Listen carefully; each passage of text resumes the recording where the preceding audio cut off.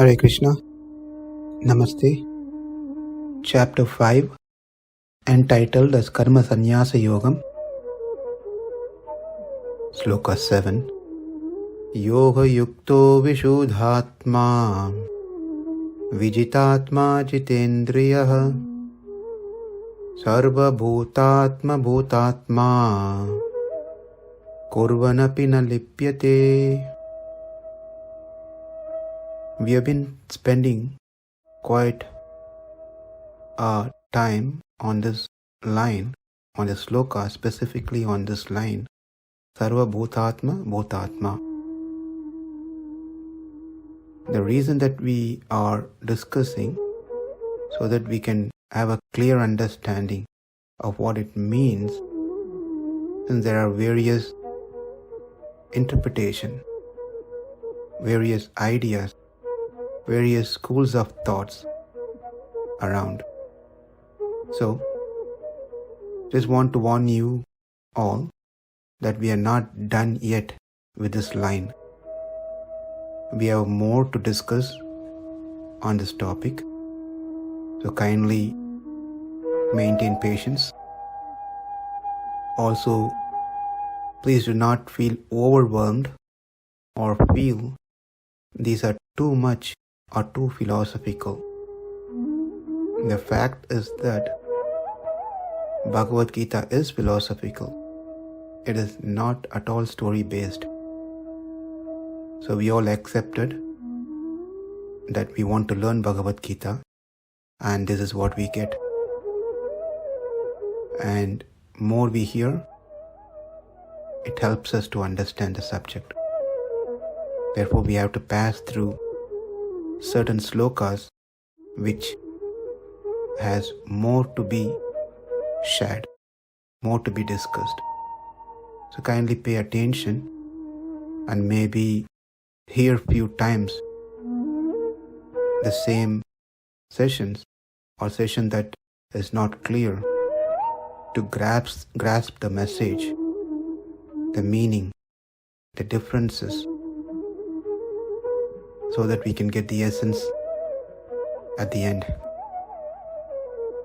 As it was also mentioned earlier, the reason we see so many of them to be confused because they are not being educated, or they are not wanting to be educated.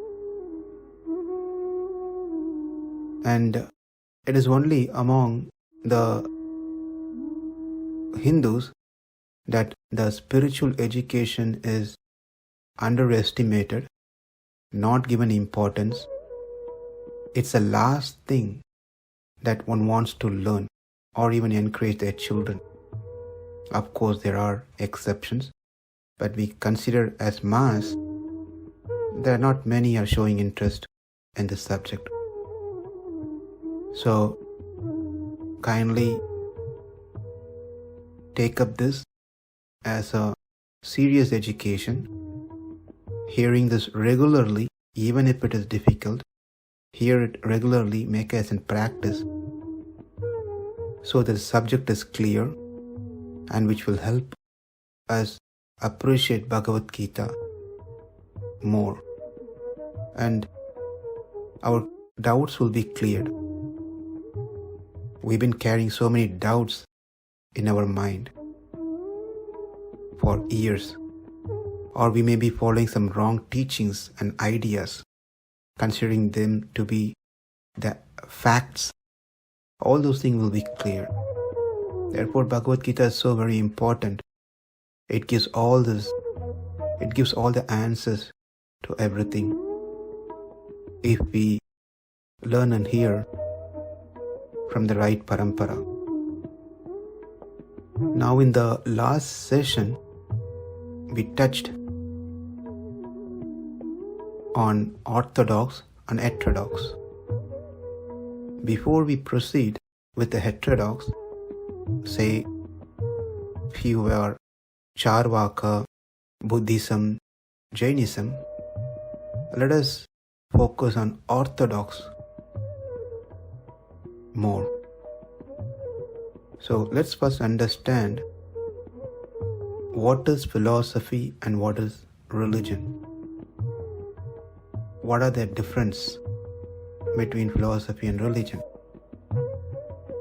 Philosophy is also known as siddhanta, which is a principle that one agrees and holds on.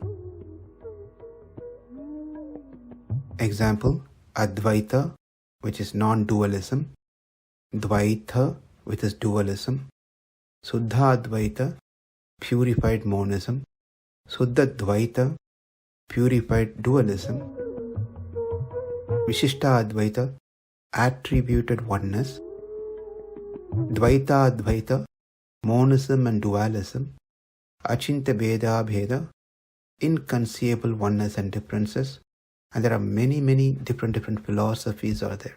These are called siddhanta, the principles that these individual school has. Whereas religion means matam, that is, one agrees and holds on to a particular ways that they want to do the worship, to a particular deity. There are well-known 6 matams called Sun Matam. Those who believe and worship Lord Shiva are called Shaiva Matam. Those who worship Shakti called Shaktas. Those who worship Ganesha are called Ganapatyas. Those who worship Kartikeya, the son of Lord Shiva and Mother Parvati, are called Kaumaras. Those who worship Sun God are called Sauras, and those who worship Vishnu are called Vaishnavas. All the above are agreed and supported, and also one will spiritually progress if one follows any one of these Sanmatam. But nowadays there are so many new gods are being invented, and also some gurus are being promoted as God. Not only new gods are invented, gurus are being promoted as God, but the sad part is they also falsely claim that those new gods or gurus are mentioned and supported in Vedas. To prove that, they also have slokas, stotras, prayers, etc. in Sanskrit. So this is just to bewilder a common people who doesn't have any knowledge about Sanskrit or any knowledge about the philosophy. When they hear such things, they buy into it. They think these are real gods. But the truth is, they're all false. Now, coming back to the topic of philosophy and religion, let's take an example where if one is follower of Lord Shiva, can take up the principle or philosophy of Advaitam,